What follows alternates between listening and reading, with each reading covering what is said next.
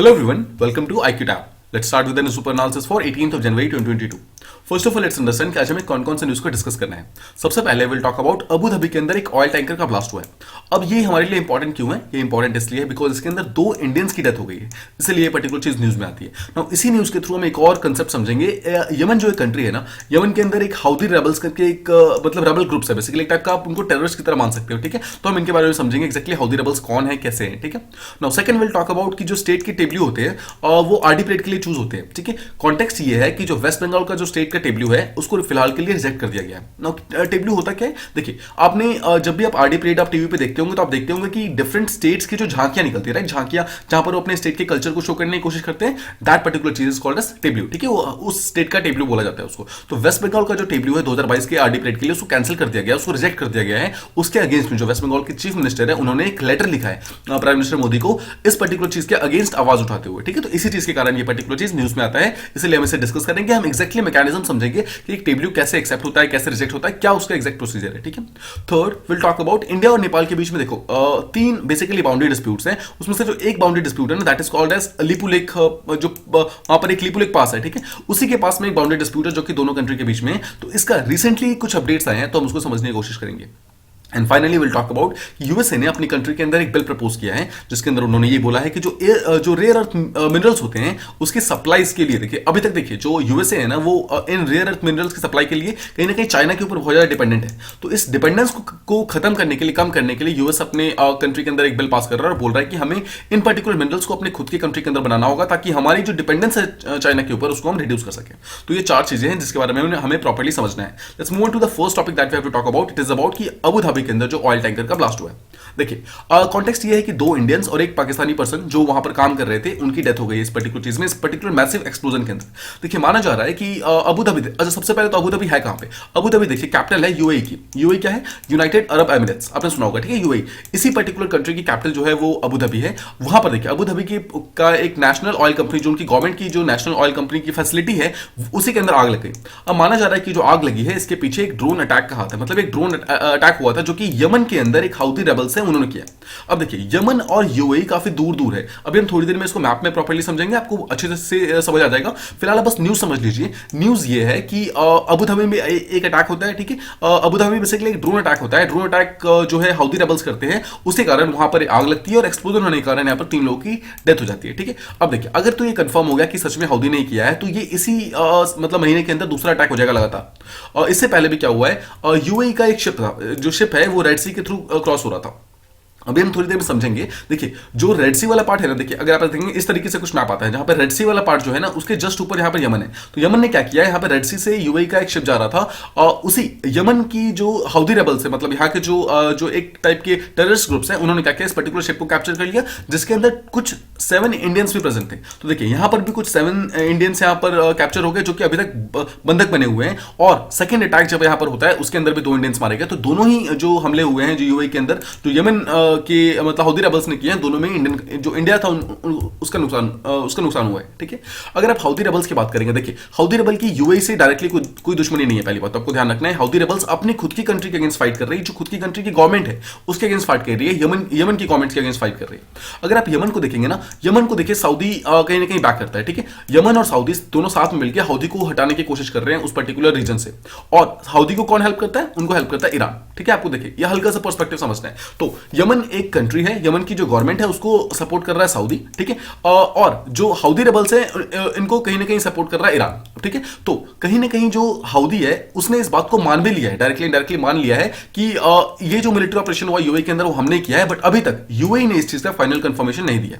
हाउदी का अगर आप जो स्पोक्स पर्सन है जिन्होंने अभी सामने आकर इस चीज के मतलब एक्सेप्ट किया था कि हमने ही अटैक किया था, उन्होंने ये बोला है कि ये एक टाइप की वार्निंग है कि जो हम यूएई को दे रहे हैं, मतलब जो यमन है, यमन की जो हाउदीज हैं वो एक वार्निंग दे रहे हैं यूएई को कि आप यमन के अंदर अपना इंटरफेरेंस वो कर दो, रिड्यूस करो, आप यमन के अंदर डायरेक्टली इंटरफेयर मत करो। देखिए, यमन के अंदर एक टाइप का सिविल वॉर चल रहा है जिसमें जो गवर्नमेंट है और हाउदी रेबल्स ये दोनों आपस में कहीं ना कहीं सिविल वॉर की तरफ मतलब काफी दिनों से हो रहा है। ठीक है, इस चीज को फिनिश करने के लिए जो जो जो यहाँ पे गवर्नमेंट है, गवर्नमेंट को सपोर्ट कर रही है सऊदी, ठीक है। और सऊदी के साथ कभी कभी यूएई भी जो है यहाँ पर इसको सपोर्ट करता है, इसको फोर्सेस भेजता है। इसी के लिए देखिए यमन जो है, मतलब जो हौदी रेबल्स हैं वो कभी ना कभी सऊदी पे अटैक करते रहते हैं, और अभी देखा गया है लगातार वो यूएई के ऊपर अटैक कर रहे हैं। अब हौदी जो है, हौदी एक टाइप के मिलिटेंट ग्रुप्स हैं जिनको माना जा रहा है कि जिनको ईरान सपोर्ट करता है। जैसा हमने बात की, ईरान इनको कहीं ना कहीं बैक करता है, और माना जाता है कि इससे पहले भी सऊदी अरेबिया पे भी वो बहुत सारे ड्रोन अटैक्स कर चुके हैं ऑलरेडी, ठीक है। तो जैसा हमने बात किया, सऊदी और जो यूएई है, दोनों ही यमन की गवर्नमेंट को हेल्प करना चाहते हैं, इसलिए हौदी जो है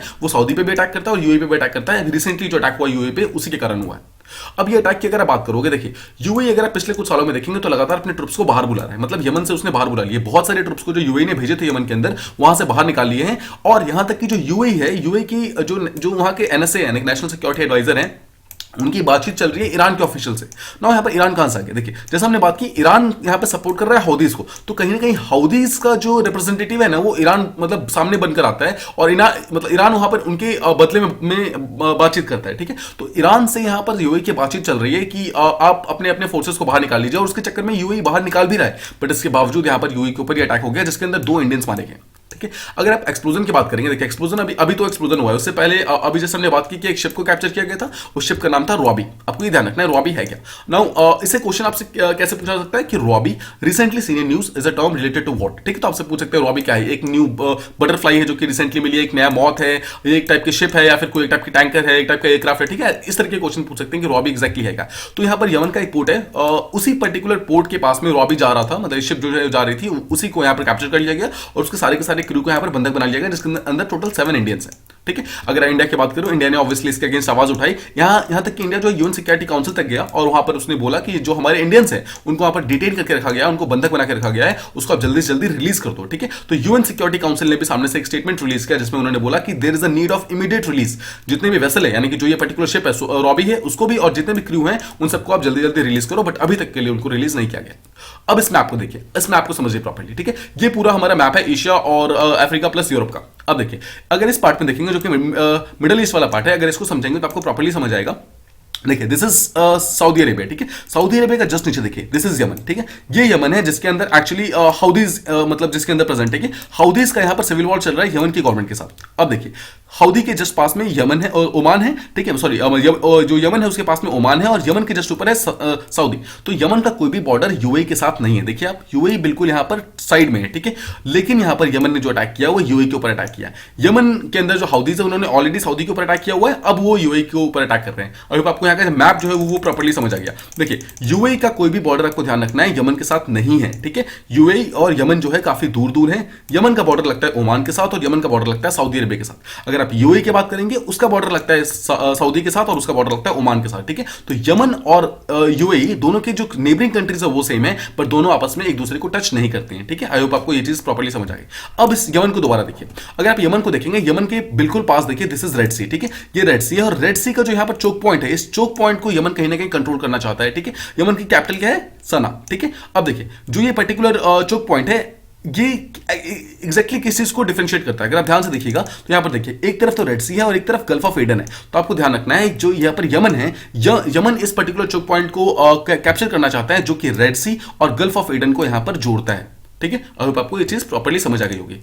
अब इस पर्टिकुलर मैप को और ध्यान से देखिए, अगर आप यूएई को देखेंगे, देखिए हम यहां पर हमने देखा था कि यूएई कहां पर है, देखिए यहां पर यूएई है, देखिए this particular part is UAE, right. अगर आप यूएई वाला पार्ट को जूम इन करेंगे तो आपको ऐसा मिलेगा, ठीक है। अब यूएई का जो बिल्कुल आप देखेंगे वेस्टर्न मोस्ट जो यहां पर पोर्ट है ना, यहीं पर इसी पर्टिकुलर पोर्ट के ऊपर इनकी नेशनल ऑयल फैसिलिटी थी, और इसी के ऊपर यहां पर अटैक हुआ है, ठीक है। इसी के ऊपर ड्रोन अटैक हुए हैं, इस अटैक के कारण 2 इंडियंस और एक पाकिस्तानी की यहां पर डेथ हो गई।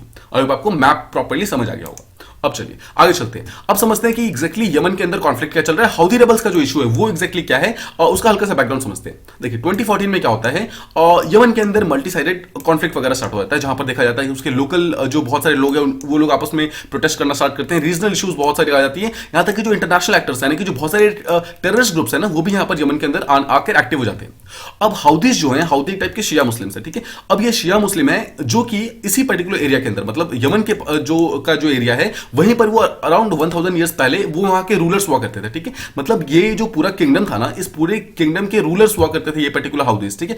अब ये हाउदीज क्या हुआ, अचानक से आपने जैसे ही मतलब वो चीज खत्म होती है, जो उस टाइम का जो राजा लोग थे वो लोग जैसे ही जाते हैं ना, उसके बाद हाउदीज की सिचुएशन बहुत ज्यादा खराब हो गई। यहां तक कि जो उस टाइम प्रेसिडेंट आते हैं हाउदी के अंदर, मतलब जो यमन के अंदर जो प्रेसिडेंट आते हैं उनका नाम है हादीज। ये प्रेसिडेंट क्या करते हैं, बहुत सारे ऐसे डिसीजंस लेते हैं जो कि हाउदीज को पसंद नहीं आता है, ठीक है, और हाउदीज इनके आगे अगेंस्ट प्रोटेस्ट करना स्टार्ट करते हैं, जो कि बिल्डअप होने स्टार्ट हो जाता है। अब ये हाउदीज का प्रोटेस्ट लगातार बिल्डअप होता है, उसी टाइम में जब इलेक्शन होने वाला होता है ना, उसी इलेक्शन को यहाँ पर कहीं ना कहीं क्या होता है, वो प्रेसिडेंट हादी पोस्टपोन कर देते हैं, ठीक है। अब ये पोस्टपोन करने के कारण क्या होता है, हाउदीज यहाँ पर इस बात को लेकर बहुत ज्यादा गुस्सा हो जाते हैं और उनका एंगर निकल जाता है और ये प्रोटेस्ट जो है वायलेंट जो प्रोटेस्ट है उसकी तरफ निकल जाता है। उसके बाद क्या होता है, जो प्रेसिडेंट होते हैं वो चीज, अब वो एक नया कॉन्स्टिट्यूशन फॉर्म करना चाहते हैं जहां पर हाउदीज की पावर को कहीं ना कहीं लिमिट करने चाहते हैं, ठीक है। इन दोनों चीजों के कारण यहां पर हाउदीज जो है पूरी तरीके से वायलेंस के फॉर्म में आ जाते हैं और 2014 के बाद यहां पर एक सिविल वॉर इरप्ट हो जाता है।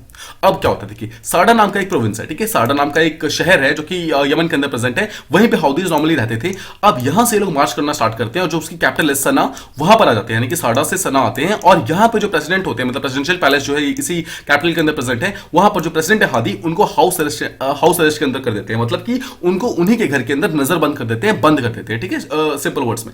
यहां से एक्चुअली सिविल वॉर स्टार्ट होता है। अब जो यहाँ के जो प्रेसिडेंट है, वो प्रेसिडेंट क्या करते हैं, सऊदी अरेबिया से हेल्प मांगते हैं, ठीक है। सऊदी अरेबिया ऑब्वियसली यहाँ का एक लीडर टाइप है, तो लीडर से हेल्प मांगते हैं, तो सऊदी क्या करता है, यहाँ पर एक मिलिट्री भेजता है अपनी, ताकि वो चाहता है कि यमन के अंदर इंटरवीन करके कहीं ना कहीं सऊदी को यहाँ पर, मतलब जो हाउदीज है, हाउदीज को यहाँ पर हटाया जा सके और जो यहाँ पर गवर्नमेंट है फिर से वहां पर गवर्नमेंट को वहां पर फिर से स्ट्रॉन्ग किया जा सके, ठीक है। अब अगर ऐसा नहीं होता, यहाँ पर वर्ल्ड की सबसे वर्स्ट ह्यूमैनिटेरियन क्राइसिस हो सकती थी, बट इसी चीज को यहां पर रोकने के लिए ये पर्टिकुलर मिलिट्री कोलिशन भेजा गया था इस पर्टिकुलर कंट्री के अंदर। अब देखा गया यहां पर जो यमन के हाउदी रेबल्स थे और जो सऊदी का जो यहां पर जो मिलिट्री कोलिशन आया गया था, दोनों ने साथ में मिलकर एक अग्री किया, मतलब बहुत सारी बातचीत वगैरह की, और बातचीत करने के बाद उन्होंने ये डिसाइड किया कि हम सीज फायर करेंगे।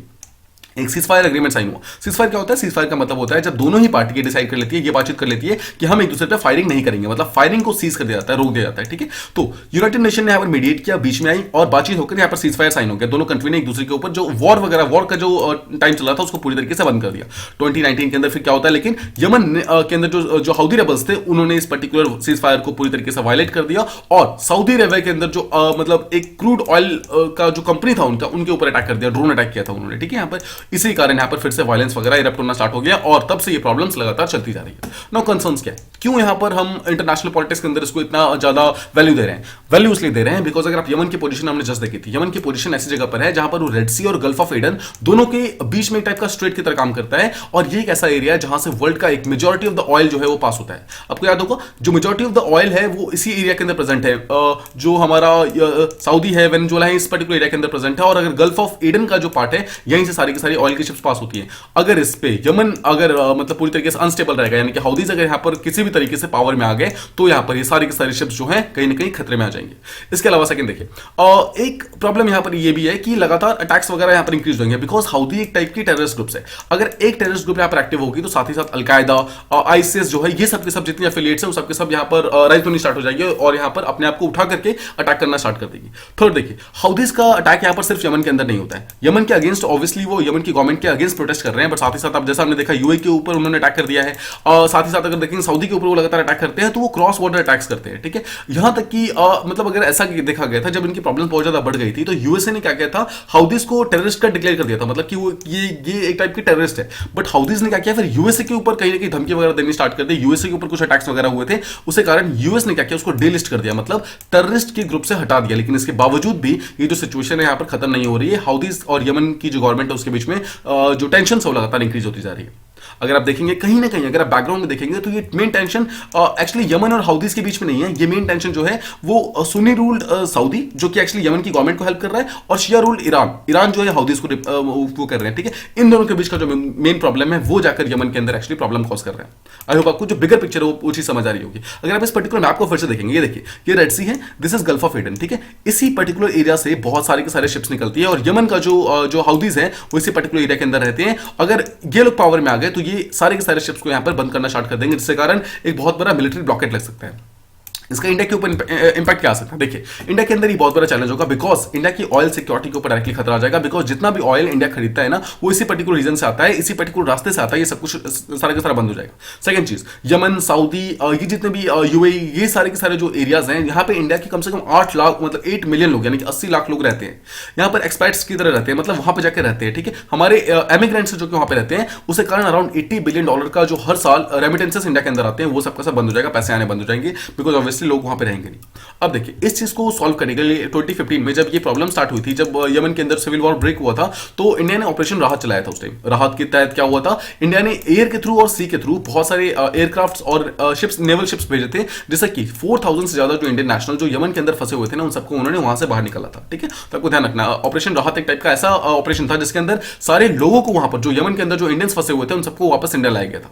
इसके अलावा यमन की जो ह्यूमैनिटेरियन क्राइसिस लगातार चल रही है 2015 के बाद, उसको मद्देनजर रखते हुए इंडिया जो है फूड और मेडिकल एड वगैरह, सप्लाई वगैरह सब कुछ वहां पे पहुंचाता है, जिसके कारण जो बहुत सारे यमन के नेशनल्स हैं ना, वो लोग इस मेडिकल एड का फायदा उठाते हैं और मेडिकल ट्रीटमेंट वगैरह भी इंडिया की हेल्प से ही करते हैं वो लोग। ठीक है, इसके अलावा इंडिया जो है बहुत सारे यमन के बहुत सारे ऐसे लोग हैं जो कि इंडिया आते हैं, अपनी एजुकेशन कंप्लीट करते हैं डिफरेंट इंस्टीट्यूशंस में, वो यहाँ पर आके ठीक है अपनी एजुकेशन कंप्लीट करते हैं और उसके बाद जाते हैं। तो this is how India is trying to help Yemen यहाँ पर। ठीक है, तो आई होप आपको पहला जो टॉपिक है प्रॉपर्ली समझ आ गया होगा। Now let's talk about the second topic. ये है कि जो स्टेट की टेबल्स होती हैं आरडी परेड के लिए, उसके बारे में सेकंड टॉपिक है। अब देखिए 17 जनवरी को ये न्यूज ये आया था कि जो वेस्ट बंगाल के चीफ मिनिस्टर है, उन्होंने एक एक वो लिखा है, ठीक है, जो हमारे प्राइम मिनिस्टर मोदी है उनको, और बोला है कि जो वेस्ट बंगाल का जो टेबल था उसको फिलहाल के लिए रिजेक्ट कर दिया गया। ऐसा क्यों किया गया है, और यहां तक कि कोई प्रॉपर रीजंस वगैरह भी नहीं दिए गए। अब जो वेस्ट बंगाल का टेबल था उस पर इसका थीम क्या था, थीम था उनका सुभाष चंद्र बोस के ऊपर, और जो आईएनए है, जो इंडियन नेशनल आर्मी था, जिसके 125 इयर्स कंप्लीट हो गए, उसी चीज के ऊपर लोग बना रहे थे, बट इसको यहां पर कैंसिल कर दिया गया है। यूनियन गवर्नमेंट ने अभी तक देखिए फाइनल कोई लिस्ट नहीं बताया कि इस स्टेट के जो टेबल है उनको एक्सेप्ट किया गया, ऐसा कोई लिस्ट नहीं है, बट न्यूज से ये मालूम चला है कि वेस्ट बंगाल और केरला इन दोनों के ही जो टेबल है उनको फिलहाल के लिए रिजेक्ट किया गया है। अब देखिए टोटल जो नंबर ऑफ टेबल्स होते हैं इस साल, वो टोटल सिर्फ 21 होने वाले हैं, सिर्फ 21 टेबल होंगे, जिसमें से सिर्फ 12 सारे के सारे स्टेट्स और यूनियन टेरिटरीज को मिला के होंगे। तो ऑब्वियस सी बात है सारे स्टेट्स का तो नहीं हो सकता, सारे यूनियन टेरिटरीज का तो सेलेक्ट नहीं हो पाएगा, कुछ स्टेट्स का और कुछ यूनियन टेरिटरीज का मिला के सिर्फ 12 यहाँ पे टेबल्स बन सकते हैं, और बाकी 9 जो है वो सेंट्रल गवर्नमेंट के डिपार्टमेंट्स के अंदर से होंगे। ठीक है, तो ये सब मतलब मिला करके टोटल 21 टेबल बनते हैं। तो टेबल क्या होता है, आई होप आपको याद होगा, और जो झांकियां होती हैं जो हर एक स्टेट की, जैसे देखिए ये वाला फोटो देखिए, इस फोटो में आपको समझ आएगा कि हर एक स्टेट जो होती है और इस तरीके से वो बनाती है। ठीक है, कुछ ना कुछ अपने कल्चर को यहाँ पे शो करना चाहते हैं उसी पर्टिकुलर चीज के थ्रू। जैसे अगर आप ये देखेंगे ये गुजरात का है, ठीक है, ये गुजरात देखिए, इन्होंने गांधी और टैगोर इन दोनों को यहाँ पर शो किया इस अपने झांकी के अंदर, टेबल के अंदर। ठीक है, तो इस तरह देखिए, जैसा हमने देखा केरला का भी यहाँ पर कैंसिल हो गया, वेस्ट बंगाल का भी यहाँ पर कैंसिल हो गया। अब इसका थोड़ा सा बेसिक समझते हैं। सबसे पहली बात तो आरडी परेड कराता कौन है, आरडी परेड जो कराता है उसका फाइनल जो जिम्मेदारी होती है वो मिनिस्टर ऑफ डिफेंस के पास होती है। सारे आरडी परेड के सारे फंक्शन, सारे उसके सेलिब्रेशन सबके सब मिनिस्टर ऑफ डिफेंस के अंदर होते हैं।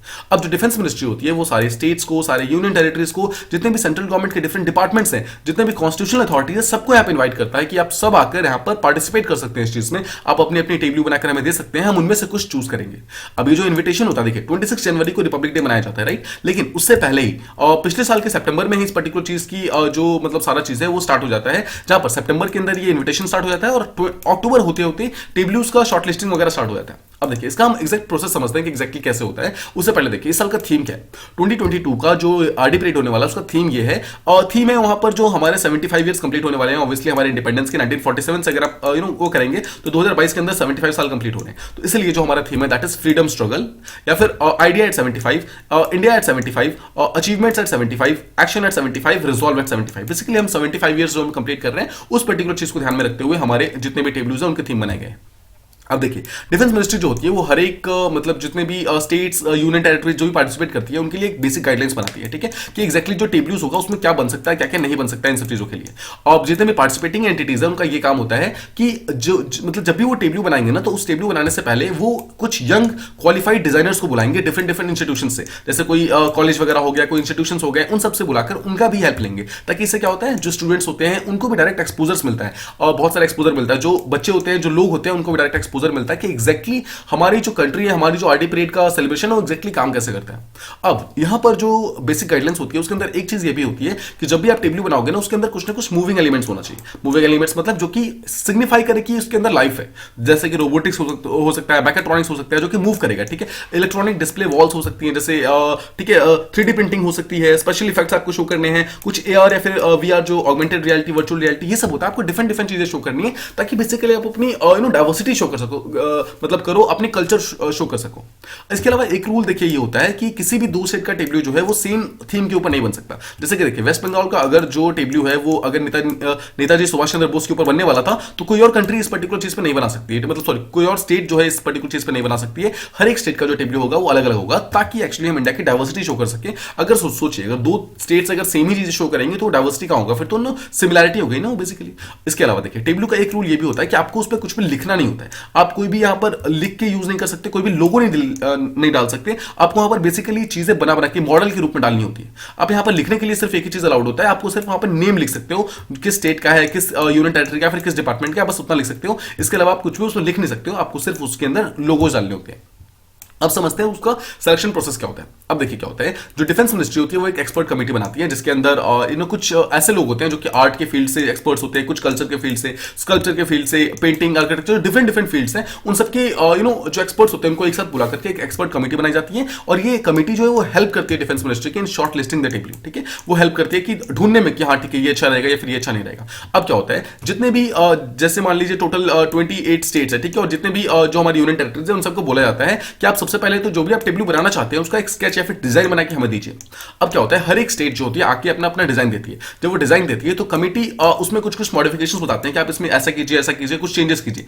जब वो चेंजेस करके लाते हैं तो जो फाइनल डेट होता है ना उस दिन सबका चेक किया जाता है, और उसके अंदर से कुछ स्टेट्स को सेलेक्ट किया जाता है, बाकी को छोड़ दिया जाता है। मतलब बाकी स्टेट्स यहीं पर फर्स्ट राउंड से बाहर हो जाती है। ठीक है, इसी तरीके से वेस्ट बंगाल यहां पर बाहर हो गई है, मतलब एक राउंड से बाहर हो गई है। अब देखिए जो नेक्स्ट होता है, उसके बाद क्या होता है, जब जो स्टेट्स यहां पर सेलेक्ट हो गई ना उसके बाद क्या होता है, पार्टिसिपेंट्स को ये बोला जाता है कि अब आप इन डिजाइन का 3D मॉडल बना के लाइए। ठीक है, सॉफ्टवेयर के थ्रू आप 3D मॉडल बना के लाइए। उसके बाद फिर से जो कमेटी होती है उस फिर से उसको एग्जामिन करती है, फिर से उसको चेक करती है। ठीक है, फिर से वहीं पर होता है कि कुछ जो स्टेट्स होते हैं उनको सेलेक्ट किया जाता है, बाकी को छोड़ दिया जाता है। अब देखिए उसके बाद जब 3D मॉडल भी बन गया, ठीक है, उसके बाद क्या होता है, बोला जाता है कि अब आप जब आपने सब कुछ कर लिया उसके बाद बोला जाता है कि अब आप उस चीज का फाइनल जो बॉडीज है वो बना के लाइए, और जो फाइनल होता है ना उसी चीज को यहाँ पर मतलब रखकर जो कमेटी होती है उनको अलाउ करती है कि ठीक है अब आप इस पर्टिकुलर चीज में आरडी परेड के अंदर मतलब पार्टिसिपेट कर सकते हैं। ठीक है, जब ये फाइनल सिलेक्शन होता है उसमें कमेटी डिफरेंट चीजों पे देखती है, जैसे कि विजुअल अपील होना चाहिए, मतलब देखने में बहुत अच्छा लगना चाहिए, आइडिया अच्छा होना चाहिए, थीम अच्छा होना चाहिए, जो लोग वहां पर देखने आने वाले हैं उनके ऊपर अच्छा इंपैक्ट पड़ना चाहिए। ठीक है, कितनी डिटेलिंग होनी चाहिए वो ज्यादा अच्छे से होनी चाहिए। ठीक है, और कौन सा म्यूजिक साथ में चलेगा, कौन सा नहीं चलेगा, राइट, हर चीज यहाँ पर अलाउ की जाती है। और जो लोग जिस स्टेट्स को या फिर जो यहाँ पर यूनियन टेरिटरीज है जिनको यहाँ पर शॉर्टलिस्ट किया जाता है उनको यहाँ पर अलाउ किया जाता है कि ठीक है आप नेक्स्ट राउंड में आ सकते हैं, और आप फाइनल जो आपका टेबलू है उसको बना करके आप मतलब हमें प्रेजेंट कर सकते हैं। अब देखिए फाइनली देखते हैं साइज कितना होता है। डिफेंस मिनिस्ट्री ने ये बोला है कि हर एक स्टेट को एक ट्रैक्टर दिया जाएगा और एक ट्रेलर दिया जाएगा। ठीक है, 1 ट्रैक्टर और 1 ट्रेलर, इसी के अंदर आपका टेबलू जो है पूरी तरीके से फिट हो जाना चाहिए। अब देखिए एक ट्रैक्टर और एक ट्रेलर के अलावा आप कोई भी एडिशनल ट्रैक्टर या ट्रेलर को यूज नहीं कर सकते, आपको ध्यान रखना है। यानी कि एक पर्टिकुलर स्टेट के पास मैक्सिमम टोटल सिर्फ 2 गाड़ियां होती हैं। अब देखिए अगर आपको एक ट्रैक्टर यूज नहीं करना है तो आप कोई और गाड़ी यूज कर सकते हैं। ये अलाउड है कि एक ट्रैक्टर और एक ट्रेलर के साथ साथ मतलब के अलावा आप बेसिकली 1+1 के बेसिस में कोई भी 2 गाड़ियां यूज कर सकते हो, बट आपकी टोटल नंबर ऑफ गाड़ियां जो है वो 2 से ज्यादा नहीं होनी चाहिए। अगर आपको ये चीज समझ आ गया। अगर आप ट्रैक्टर की बात करेंगे, देखिए जो भी आपका यहाँ पर उस टाइप का टेबलू का थीम होगा ना उसी के हिसाब से आपको उसको कैमोफ्लेज करना होगा। जैसे मैं आपको एग्जांपल देता हूं, मान लीजिए कि आपने किसी एक स्टेट में एग्रीकल्चर के ऊपर एक टेबलू बना रखा है जहां पर झांकी बना रखी है कि उसमें एग्रीकल्चर के जो डिफरेंट प्लांट्स दिखाए, डिफरेंट क्रॉप्स दिखाएं। तो क्या करना है, जो ट्रैक्टर वगैरह का एरिया है ना उसको पूरी तरीके से ग्रीन कर दो या फिर व्हाइट कर दो। बेसिकली सिग्निफाई करो कि एक टाइप का एग्रीकल्चर से रिलेटेड है, राइट। तो जो अंदर आपका मॉडल है उसके साथ साथ जो ट्रैक्टर है उसको भी पूरी तरीके से कैमोफ्लेज करना होता है। अगर आप ट्रेलर की डायमेंशन की बात करेंगे जो आपको चूज करना होता है, दैट ये हमारे डायमेंशन किसी काम का नहीं है, बस सिंपली इसको सुन सकते हैं कि 24 फीट का इसकी लेंथ होती है, 8 फीट की वाइड होती है और 4/2 की इसकी हाइट होती है, बट ये हमारे किसी काम का नहीं। देखिए ये इंपॉर्टेंट है कि जो टोटल लोड बेयरिंग कैपेसिटी होती है वो अराउंड 10 टन्स की होती है। ठीक है, और तो इतना जो मतलब वेट है वो एक बार में एक पर्टिकुलर टेबलू लेके मूव कर सकती है। ठीक है, टेबलू की टोटल लेंथ वगैरह भी हमारे काम का नहीं है, 45, 14, 16 की होती है, बट ये भी हमारे काम का नहीं है। ठीक है, तो मेन चीज ये सब चीजें थी। आई होप आपको सारी चीजें प्रॉपर्ली समझ आ गई होगी कि एक्जैक्टली कैसे टेबलू होता है। अब देखिए नेक्स्ट स्टेटमेंट जो है जिसके बारे में समझना है, that is about Lipu lake जो पास है, एक बाउंड्री डिस्प्यूट है जो कि इंडिया और नेपाल के बीच में है। इसको हम प्रॉपर्ली समझने की कोशिश करते हैं कि एक्जैक्टली हुआ क्या है। देखिए न्यूज ये है कि इंडिया अपनी जो रोड है लिपू लेक पास के पास उसको वहां पर वाइडन करने की कोशिश कर रहा है। आप इस पर्टिकुलर मैप को देखिए, ये इंडिया है, ये नेपाल है। ठीक है, सो अगर आप देखेंगे दिस इज इंडिया, ठीक है, और ये नेपाल है, तो इंडिया के यहां पर कौन सा स्टेट है, दिस इज यूके, उत्तराखंड जो है यहां पर है। तो ये देखिए दिस इज उत्तराखंड, उत्तराखंड और नेपाल के बीच में यहां पर देखेंगे ना, यहां पर कुछ बॉर्डर डिस्प्यूट्स है। इसमें से एक जो है this is Lipu lake pass, second is Kalapani और थर्ड इज लिम्पियाधुरा। ये तीनों प्लेसेस जो है इंडिया और नेपाल के बीच में जो तीनों ही यहां पर डिस्प्यूटेड है। ठीक है, तो आई होप आपको ये तीनों का आपको बस नाम ध्यान रखना है। ये पूरा रीजन जो देखिए, ये पूरा रीजन कहीं ना कहीं डिस्प्यूटेड है। अब शॉर्ट में समझिए कि डिस्प्यूट क्या है। देखिए यहीं से काली रिवर रिवर निकलती है, ठीक है, काली रिवर। अब जो काली रिवर निकलती है ना, तो जो यहाँ पर जो इंडिया है, इंडिया बोलता है कि हमारा रीजन यहाँ तक है, ठीक है, इंडिया इस पूरे रीजन को इंडिया का मानता है, लेकिन नेपाल बोलता है कि इंडिया का रीजन सिर्फ यहीं तक है, ये पूरा रीजन जो है ये नेपाल का है, ठीक है, ये चीज।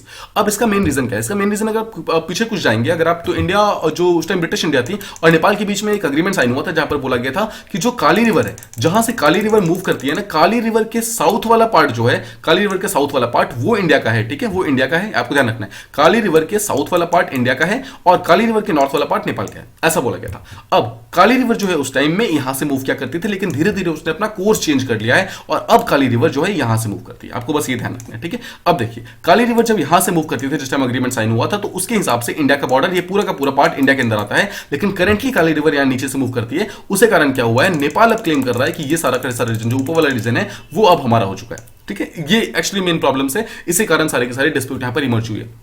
अब देखिए, ये है लिपुलेख पास। ये लिपुलेख पास जो है, यहीं पर इंडिया अपना जो रोड है उसको वाइडन करना चाह रहा है, लेकिन नेपाल ने यहां पर इस चीज के अगेंस्ट ऑब्जेक्शन वगैरह स्टार्ट कर दिया है। नेपाल ने ये बोला है कि जितने भी ट्रुप्स आपके यहां पर लिपुलेख पास के पास प्रेजेंट है उसको आप वापस चुपचाप लेके जाइए, ठीक है, ऐसा बोला गया है, मतलब एक टाइप की ऑब्जेक्शनेबल टोन में बोला गया। यहां तक कि नेपाल ने यह भी बोला है कि लिपुलेख के साथ साथ जो लिम्पियाधुरा है, जो लिम्पियाधुरा आप देख सकते हैं, और जो काला पानी है, ये तीनों ही, इन तीनों चीजों पर यहां पर नेपाल ने क्लेम करना स्टार्ट कर दिया।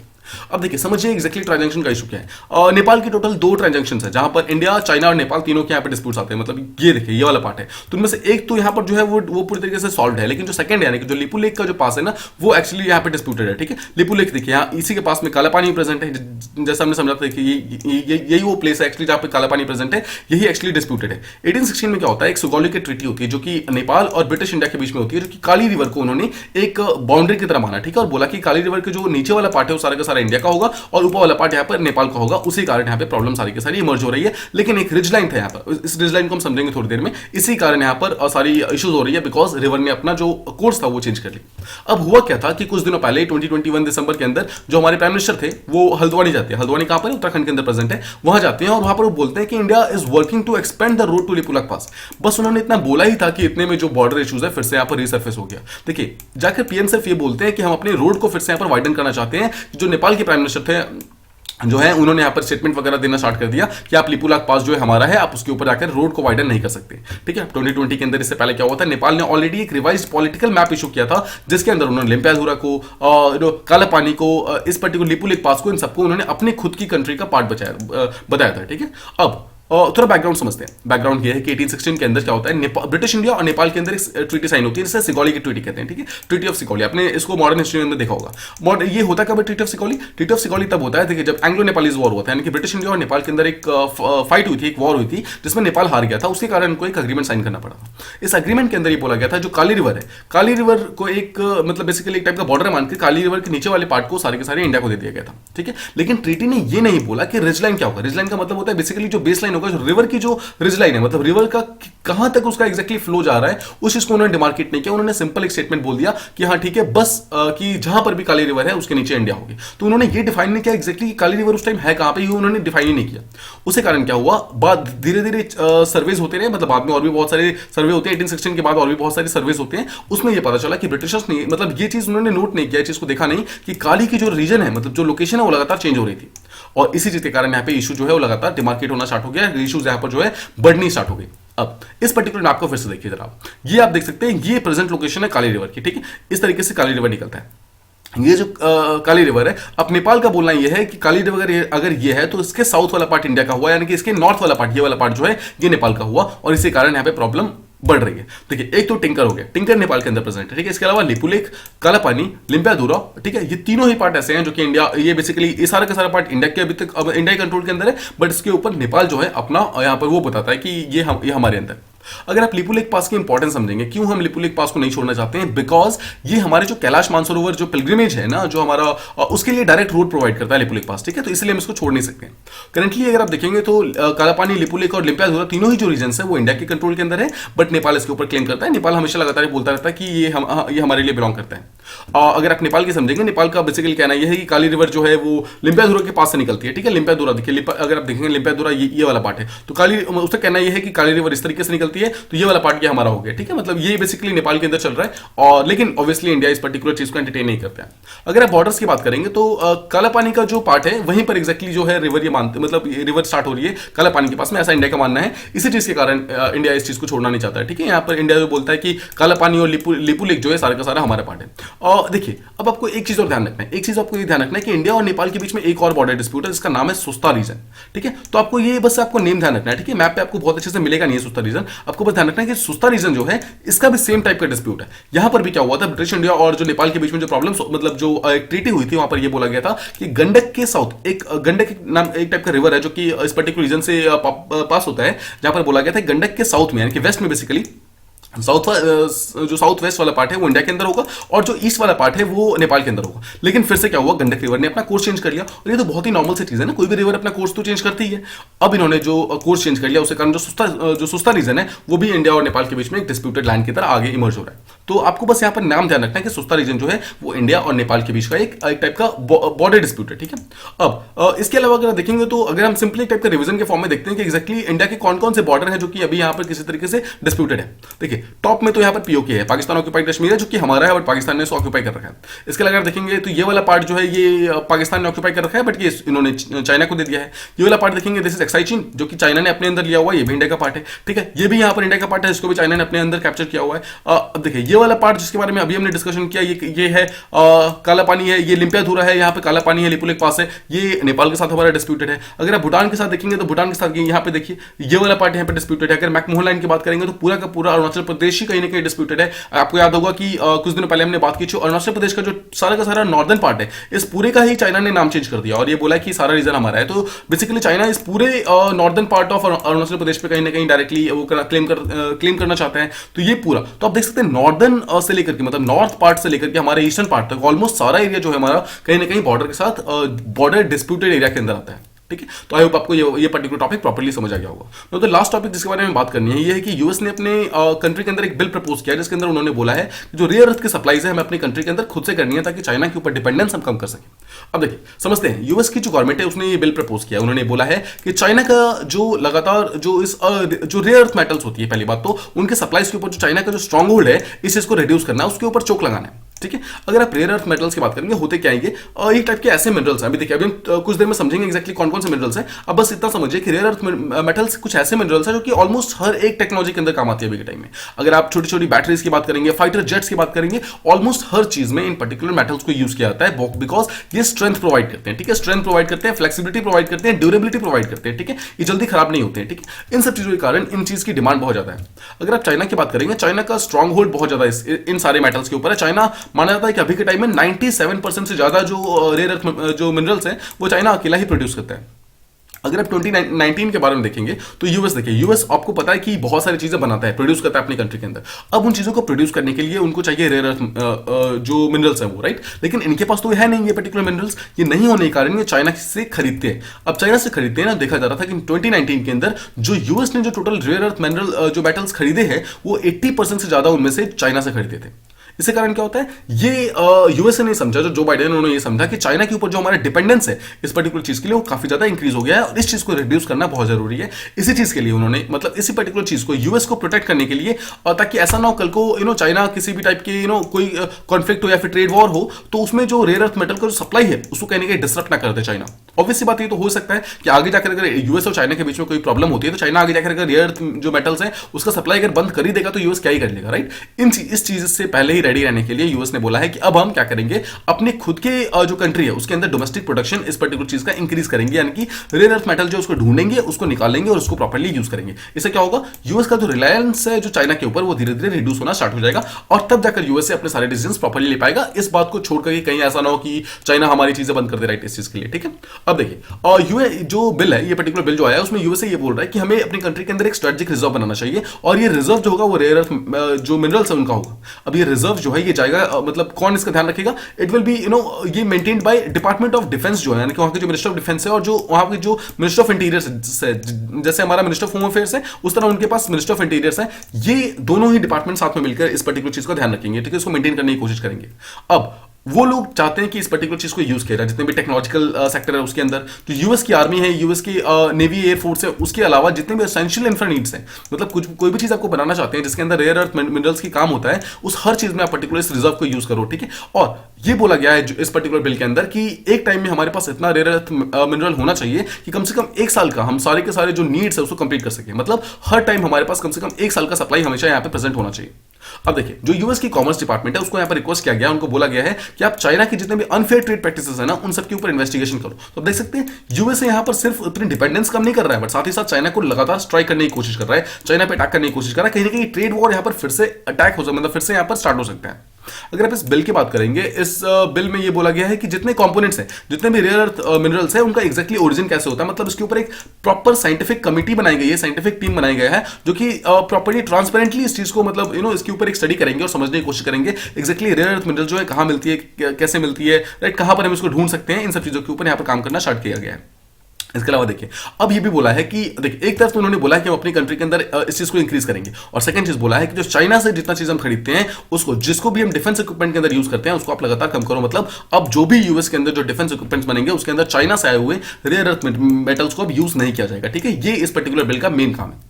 अब रेयर अर्थ मेटल्स होते क्या हैं हम थोड़ा शॉर्ट में समझते हैं। देखिए आपने जो टेबल देखा होगा ना, उस पर्टिकुलर टेबल के अंदर, पीरियोडिक टेबल के अंदर टोटल 17 मेटल्स ऐसे हैं जिनको रेयर अर्थ मेटल्स बोला जाता है, जिसके अंदर 15 तो लैंथेनाइट्स आते हैं और 2 और मेटल्स है, one is scandium, one is yttrium. तो देखिए इस पर्टिकुलर इमेज को ध्यान से देखिए, आपने देखा होगा this type of periodic table. अब इस पीरियोडिक टेबल में देखिए फर्स्ट जो एटम होता है दैट इज हाइड्रोजन, हीलियम, ठीक है, इस तरीके से जाता है। आपने इस पर्टिकुलर टेबल को डेफिनेटली पढ़ा होगा। अब इस टेबल में आपको ध्यान होगा कि यहां पर जो है इस पर्टिकुलर मतलब पार्ट में आकर, इस पर्टिकुलर पार्ट में आकर जितने भी लैंथेनाइट्स और एक्टिनाइट्स की जो सीरीज है उसको नीचे लिखा जाता है हमेशा, ठीक है। तो जो ऊपर वाला सीरीज आप देख रहे हैं, जो लैंथेनाइट्स की सीरीज है ना, इस पूरे सीरीज को यहाँ पर रेयर अर्थ मेटल्स बोला जाता है। आप देख सकते हैं ये एक लिस्ट है रेयर अर्थ मेटल्स की। आपको यहाँ पर नेम एटलीस्ट पता होना चाहिए कि कौन कौन से जो एलिमेंट्स हैं वो रेयर अर्थ के। तो देखिए दो तो आपको याद रखने ही रखने, ये दोनों तो बहुत ज्यादा इंपॉर्टेंट है। ये देखिए ये है स्कैंडिनियम और ये है येट्रियम, ठीक है, ये दोनों इंपॉर्टेंट है। थर्ड देखिए जो लैंथियम है, जो लैंथेनम है, ये भी बहुत इंपॉर्टेंट है बिकॉज लैंथेनम फर्स्ट वो एलिमेंट है जो कि रेयर अर्थ मेटल्स के अंदर होता है, ठीक है। तो आपको ये भी ध्यान रखना है। इसके अलावा सीरियम है, ठीक है, और भी बहुत सारे हैं, बट आपको यहां पर सिर्फ ये जो टॉप के 4 या 5 है जो कि मेन है, आपको वो हमेशा ध्यान होने चाहिए, ठीक है। देखिए आई होप आपको ये चीज प्रॉपर्ली समझ आएगी एक्जेक्टली रेयर अर्थ मेटल्स होते क्या है। अब इनका यूसेज क्या है? यूज इनका ये है कि जितने भी हाईटेक डिवाइसेस होते हैं, जैसे कि फोन्स हो गए, ठीक है, फ्लैट स्क्रीन मॉनिटर्स हो गए, टीवी हो गया, इलेक्ट्रिक कोई व्हीकल हो गया, हाइब्रिड व्हीकल हो गया, इस हर चीज में जो रेयर अर्थ मेटल्स है वो बहुत ज्यादा यूज होता है बिकॉज ऑफ कुछ चीजें, जैसा हमने देखा था, स्ट्रेंथ, ड्यूरेबिलिटी और फ्लेक्सिबिलिटी। ये तीनों चीजें एक सेम मेटल प्रोवाइड करता है। इसी चीज के कारण यहाँ पर इन सब मेटल्स की बहुत ज्यादा डिमांड है। अगर देखेंगे जितने भी डिफेंस एप्लीकेशन है ना, वहां पर भी इस चीजों की जो एसेंशियलिटी है, मतलब जो इसकी डिमांड है वो काफी ज्यादा है। बिकॉज रडार बनाने के लिए, लेजर्स बनाने के लिए, सोनार सिस्टम्स बनाने के लिए, जो इलेक्ट्रॉनिक डिस्प्ले सिस्टम्स है, इन सबको बनाने के लिए इन सब मेटल्स का बहुत ज्यादा यूसेज होता है। इसी चीज के लिए हम यूएसए भी ये चीज करना चाहती है और इंडिया भी करना चाहती है। तो यहाँ पर एक डेटा के पॉइंट ऑफ व्यू से अगर आप देखेंगे 1993 के अंदर यूएसए जो है वो 38% ऑफ जो रेयर अर्थ की जो मिनरल्स है उसको खुद ही प्रोड्यूस किया करता था, ठीक है। 38% 1993 में। उस टाइम जो चाइना का कॉन्ट्रीब्यूशन था दैट वाज अराउंड 33%। तो आप देख सकते हैं 38% से 33% था, यानी कि अराउंड 5% ज्यादा था यूएसए का। बट अगर आप अभी देखेंगे 2021 का जो डेटा आया है पिछला, उसके हिसाब देखेंगे तो अकेला चाइना 97% से ज्यादा का जो रेयर अर्थ मेटल्स है उसको अकेला प्रोड्यूस करता है, और यूएसए यहां पर अराउंड 2% करता है और बाकी कंट्री मिलकर 1% करती है। तो आप देख सकते हैं चाइना ने यहां पर कहीं ना कहीं पूरी तरीके से इस पर्टिकुलर इंडस्ट्री के ऊपर अपना स्ट्रॉन्ग होल्ड कर लिया है, मतलब इसके ऊपर पूरी तरीके से कब्जा किया हुआ। इस चीज को रोकने के लिए यूएसए जो है इस पर्टिकुलर बिल को लेकर आया ताकि जो डिपेंडेंस है चाइना के ऊपर उसको यहां पर रिड्यूस किया जा सके। आई होप आपको ये पर्टिकुलर टॉपिक प्रॉपर्ली समझ आ गया होगा। नाउ अगर आपको सारे टॉपिक्स प्रॉपर्ली समझ आ गए हैं तो आप यहाँ के जो कुछ क्वेश्चन है उसको ट्राई कर सकते हैं। इसके आंसर आपको ट्रू या फॉल्स के फॉर्म में देने। द फर्स्ट क्वेश्चन इज कि Yemen has borders with both Saudi and Iran. Second question is that Operation Rahat was launched by India to attack on Houthi rebels in Yemen. Third question is that Ministry of Defense is responsible for conduct of Republic Day parade. Fourth is that India-Nepal border dispute goes back to 1947 agreement between India and Nepal. Fifth question is currently more than 90% of the rare earth metals are produced by China. ठीक है, ये कुछ question है जिसको आपको try करना है ना। जो कल के क्वेश्चन थे उसे हम रिवाइज कर लेते हैं। The first question was that the lower range of ideal inflation rate is around 4%। जी नहीं, ये गलत स्टेटमेंट है। आपको ध्यान होगा जो हमारा कितना है कि 4% प्लस माइनस 2%, ये हमारा आइडल रेंज होता है। तो कितना हुआ, 4% का प्लस करेंगे तो 6% हो जाएगा, माइनस करेंगे तो 2% हो जाएगा। तो ये हमारा रेंज है, यानी कि 2% से 6%। तो अगर आप लोअर रेंज देखेंगे दैट इज अराउंड 2%। ठीक है, तो 4% नहीं है, 2% है वो। नाउ सेकंड क्वेश्चन कि RBI has a single objective to curb inflation in India. ये भी गलत स्टेटमेंट है। आरबीआई के हमेशा दो ऑब्जेक्टिव्स होते हैं, दो ऑब्जेक्टिव देखिए। पहला तो ऑब्जेक्टिव हमेशा ये होगा कि इन्फ्लेशन को कंट्रोल के अंदर रखना है, बट अगर इन्फ्लेशन कंट्रोल के अंदर है तो सेकंड काम उनका है ग्रोथ के ऊपर काम करना है। ठीक है, ग्रोथ को यहाँ पे प्रमोट करना है। तो जैसा हमने देखा था कि अभी जो हमारा इन्फ्लेशन है दैट इज अराउंड 5.3%। तो हमारा इन्फ्लेशन जो है पूरी तरीके से इस पर्टिकुलर लिमिट के अंदर है। तो जो आरबीआई है अभी जो जितने भी स्टेप्स ले रही है वो सबके सब ग्रोथ को प्रमोट करने के लिए रही है। नाउ थर्ड क्वेश्चन, जो C2S प्रोग्राम था यानी कि चिप्स टू स्टार्टअप प्रोग्राम था, इट इंक्लूड्स बोथ डिजाइनिंग और making prototypes. Yes, this is very true. हम यहाँ पर डिजाइनिंग भी करेंगे और प्रोटोटाइप्स भी बनाएंगे, दोनों चीजों को यहाँ पर साथ लेके चलना है इस पर्टिकुलर प्रोग्राम के अंदर। Fourth question was that the Mon district of Nagaland has been awarded in the way it has tackled violence due to naxalism. जी नहीं, ये गलत स्टेटमेंट है। देखिए आपको ध्यान रखना, नागालैंड का जो मॉन डिस्ट्रिक्ट है वो नक्सलिज्म से अफेक्टेड है, that is very true. But जो रिसेंटली उसको जो अवार्ड दिया गया है वो national award for e commerce दिया गया, मतलब ई गवर्नेंस दिया गया, सॉरी ई गवर्नेंस दिया गया है इन द वे जिस तरीके से उसने फोन के एप्लीकेशन को यूज किया है कोविड से फाइट करने के लिए, उसके लिए दिया गया है। ठीक है, यहाँ पर नक्सलिज्म का यहाँ पर कोई भी लेना देना नहीं है।